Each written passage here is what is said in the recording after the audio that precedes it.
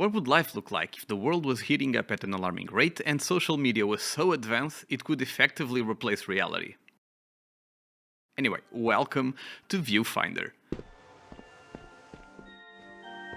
What is this place? Whoa, you okay? A Viewfinder is a very unique puzzle game where you bring images to life, in the sense that any painting, photograph and drawing can be literally placed in the world and become a part of it. This means you can grab a picture of a bridge, plop it down, and there you have it, a physical bridge for you to traverse. This is insanely cool, and experiencing it firsthand is just phenomenal. The seamlessness of the entire experience feels a bit like magic, and by the end of my playthrough, it still evoked a certain sense of wonder. I kinda just wanna end the video here and urge you to experience this very unique game for yourself, as seeing it and playing it are two completely different experiences. But I guess I can ramble for a bit longer, it's what I do best anyways. Also, here's your spoiler warning.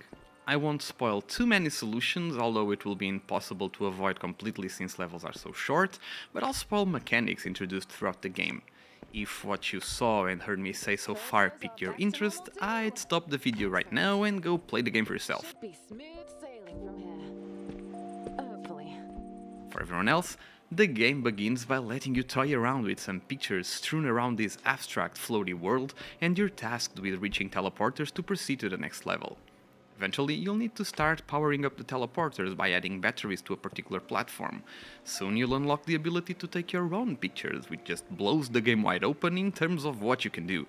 You can duplicate objects at will, turn ceilings into floors, grab faraway objects, get the objectives closer to you rather than the other way around, you name it. This just makes toying around in general even the more engaging, but it also creates some weirdness when it comes to difficulty, and more on that later.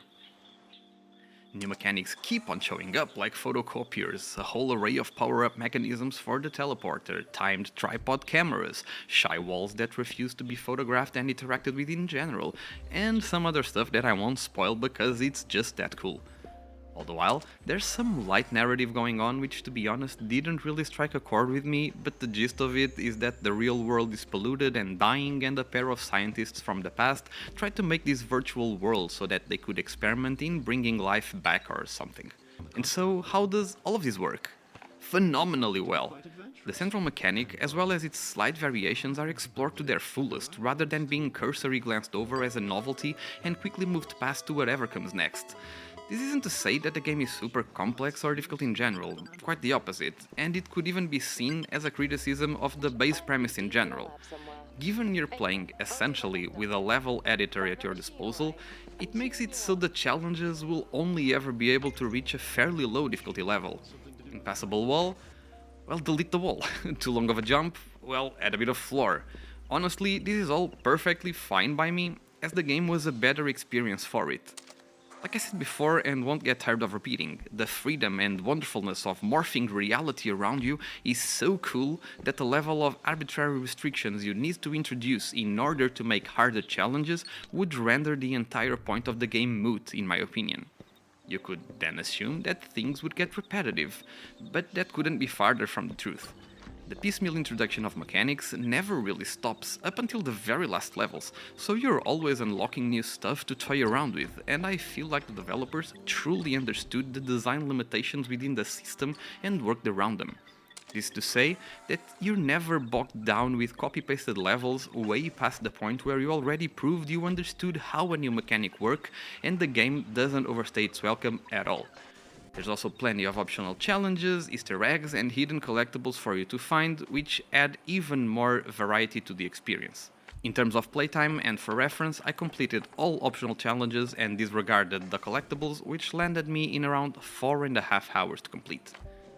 Now, this will inevitably raise concerns regarding the price, as the game costs like 25 euros for me. I don't really attribute value based on time to beat, otherwise I'd never read a book or see a movie, but it's understandable if it looks like a bad deal for you. However, there's frequent sales where you can get the game for like under 10 bucks, which honestly in my book makes it a no-brainer to pick up. So yeah, that's enough for me. If you want to experience what it's like to live inside an influencer's brain and assume pictures can become reality, give Viewfinder a try. See ya.